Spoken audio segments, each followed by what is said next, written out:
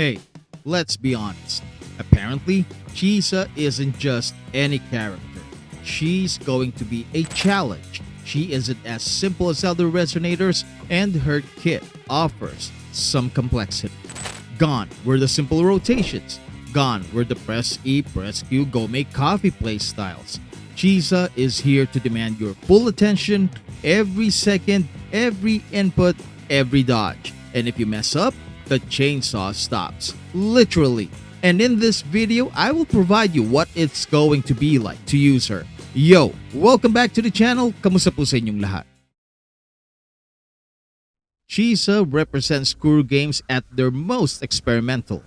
She's part-time healer, part executioner, and somehow still a mechanical marvel built for high-risk, high-reward gameplay. This is why you definitely need to save up for her if you are looking for that unit that will fix Aero Erosion or Spectrofassel. If you're looking to top up Lunites, Asteroids, or grab those Battle Pass exclusives for Shuiyuan, Chisa, or any of the upcoming version 3.0 Resonators, use my loot bar link down in the description for up to 25% in savings.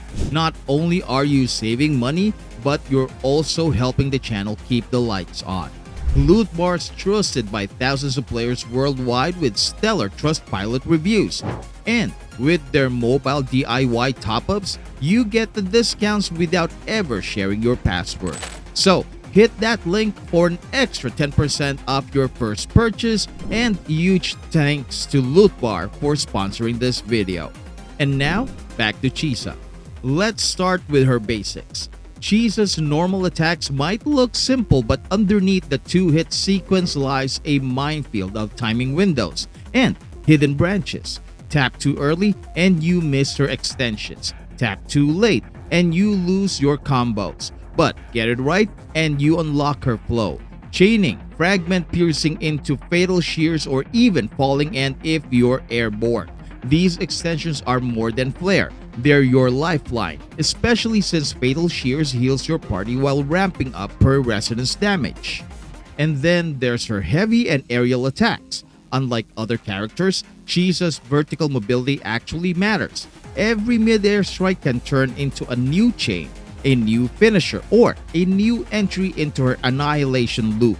Think Dante from Devil May Cry, but with existential strings and a med school degree. Now, the real fun begins with her dodge counter.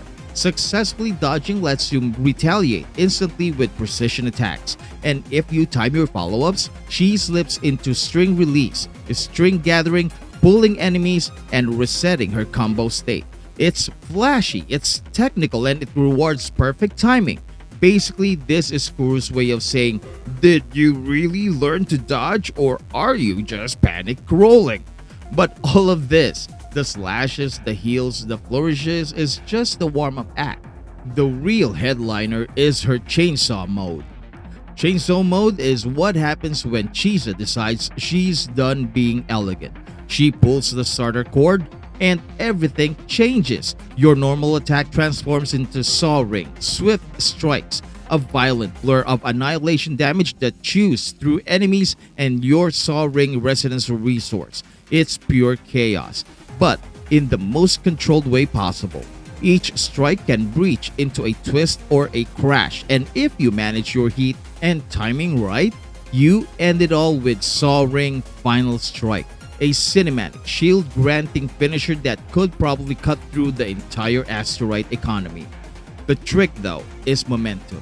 Stop attacking and your heat gauge drops. When it hits zero, chainsaw mode stalls, and you're left stranded mid-combo, embarrassed and sad. But stay aggressive and Chisa rewards you with infinite tempo. It's a gameplay loop that turns rhythm into survival. Her Resonance Liberation, Instant Void, takes this a step further. It's a massive annihilation explosion or havoc explosion that heals your team and amps her chainsaw damage. It's the moment where the background music fades and all you hear is the shriek of metal. But the catch? You can cut this mode short or even more burst damage, turning what should be a support ability into a choice between stability and havoc annihilation. Kuro clearly wants you to feel the pressure of playing her. Every skill has a branching path, every attack can chain into another, and every mistake can derail your entire flow. She's less of a character and more of a mechanical rhythm test dressed in high fashion and trauma. Now, let's talk about her Void Scar mechanic, the invisible backbone of her entire kit. Every time she hits enemies with her Resonant skill or chainsaw attacks, she applies a Void Scar mark. These mark stacks, and with each layer, she starts ignoring more of the enemy's defense.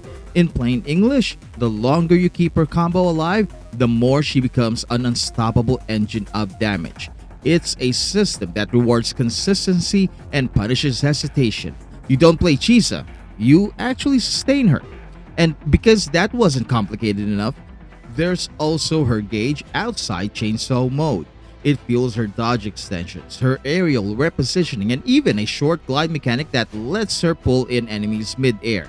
It's the connective tissue between her two playstyles, making her transition fluid and her combos uninterrupted.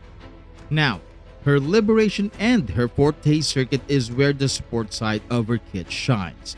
It buffs your whole team, helping them build negative status effects much faster, while also empowering Chisa whenever those effects trigger.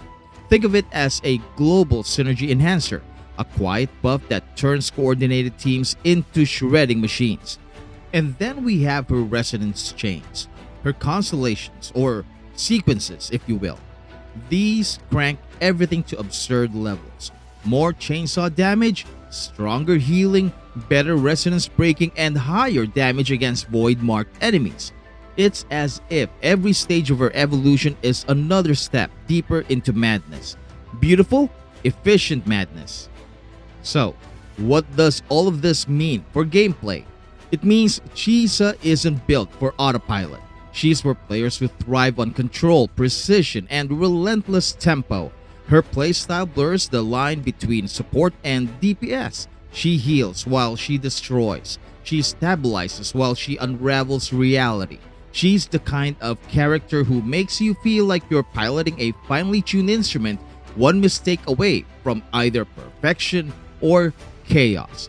Team-wise, she'll shine alongside units who can hold enemies in place, trigger negative status effects, or sustain long fights where her stacking mechanics have time to flourish. So think synergy with debuff heavy supports or characters who can stall enemies long enough for her to charge up. And for the theory crafters, she's a playground.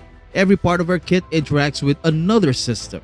Her healing scales with havoc, her buffs feed into damage cycles, and her void scar stacks tie everything together. You could spend hours optimizing her rotation and still find new micro optimizations. In the end, Chisa feels like the culmination of Kuro's combat philosophy, a character that tests your rhythm, reflex, and resource management all at once. She's both the music and the noise, the conductor and the chaos. So if you're looking for an easy main, run. But if you crave mechanical mastery, raw style, and the sound of a chainsaw ripping through the void, congratulations, Chisa is your new addiction. And that's a breakdown. If you made it this far, you're clearly built for this level of gameplay masochism.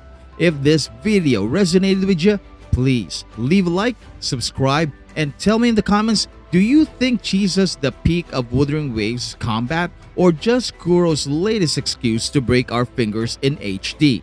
Ring that bell for massive Chisa gotcha luck. Thank you so much for watching. Maraming salamat po and I will